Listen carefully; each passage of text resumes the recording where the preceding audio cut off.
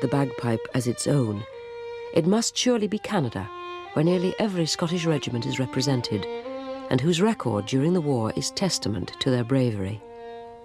Perhaps the heroism of James Richardson of the 16th Canadian Scottish, winning his Victoria Cross at Regina Ridge, best illustrates the Canadian spirit. 18-year-old Piper Richardson played his company to the attack until stopped by wire entanglements, but he continued playing for 20 minutes in face of certain death while the wire was cut. He was killed later that day, rescuing a wounded comrade. I got my Victoria Cross. I had a gun. I had a machine gun, and Mr. Richardson had a set of pipes. I don't know where the comparison is, but he had to have a lot of guts to get up there and play with all the bullets flying. And I think apparently he brought his men forward and up. But I would say this is beyond bravery. This is something I can't imagine at all. Before an attack, pipers and soldiers waited in the assembly trenches, each man tense, silent with his own thoughts. My first time in the line, you know what that means, in the line.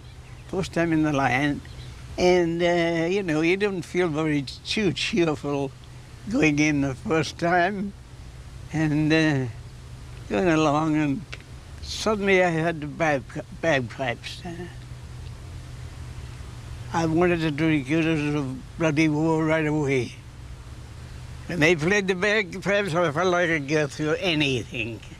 But the fact is, it reaches down into something atavistic and basic in every man's feelings. It affects not only Scotsmen or Highlanders, who you naturally would expect to be affected by, but Yorkshiremen, Cockneys, soldiers from the west of England. They feel the same way. It lifts everybody out of themselves and makes them want to do well. It makes men feel brave.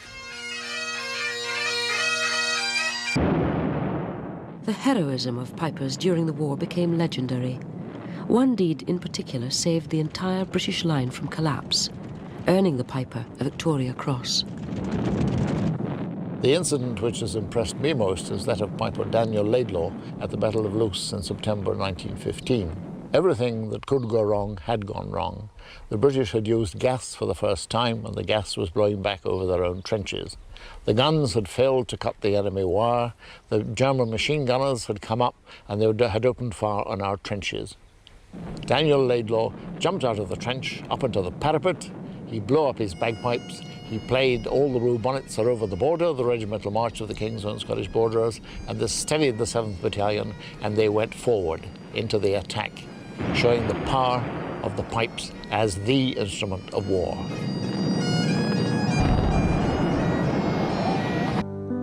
At the Battle of the Somme, in July 1916, the casualties were enormous. 60,000 fell on the first day alone, making it the blackest day in British military history.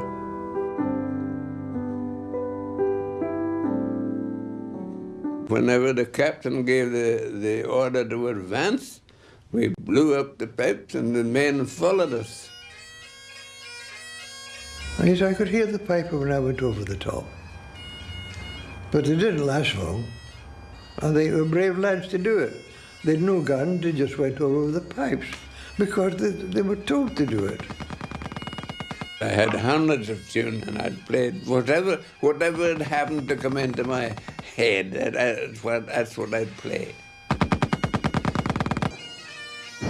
Did you hear the light feet marching down the birch-clad glen? Did you see the piper's streamers floating far behind the men? Did you hear the brave tunes ringing as they swung the drones on high? Did you watch the rhythm of the kilt? Did you hear the war march die?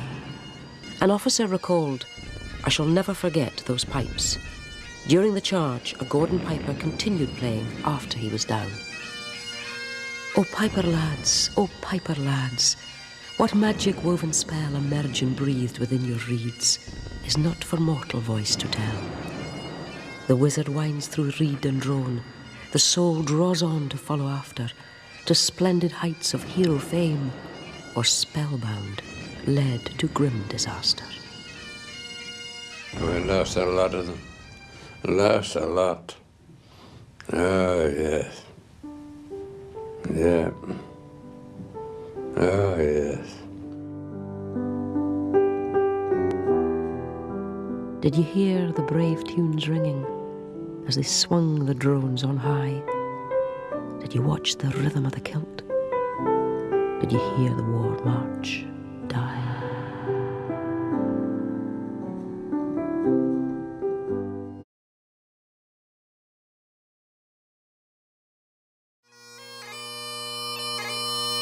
Sandy Grieve was a South African soldier of the Great War. He was born in Scotland, at Largo in Fife in 1869. As a young man, he joined the British Army as a professional soldier and served as a piper in the Royal Highlanders, the Scottish regiment better known as the Black Watch. It was as a British soldier that Grieve first went to South Africa. In 1900, he was present with the Black Watch at the Battle of Magasfontein, where the Highland Brigade was defeated with heavy losses by the forces of the Boer Republics. Grieve emigrated to South Africa in 1907 with his wife and son. In 1915, he signed up for war service once more, joining the immigrant Scots of the 4th South African Infantry as the battalion's Pipe-Major. In July 1916, on the Somme, Grieve was present when the battalion clung onto its position at Delville Wood against relentless German attacks and bombardments. When relief finally came, Pipe-Major Grieve and his pipe band led the shattered remnants of the battalion out of the wood. 2 years later, when the South Africans returned to the scene of the battle for a memorial service, Grieve played a piper's lament of his own composition, titled Delville Wood. After the war, Grieve and his family moved to Cape Town, where he joined the Cape Town Highlanders as pipe major, leading the regiment's pipes and drums to success in national competitions. Remarkably, when the Cape Town Highlanders mobilized for war once more in 1940, Grieve accompanied them on active service in the North African desert in 1941, until accepting in May 1942 that at the age of 70, it was time for retirement.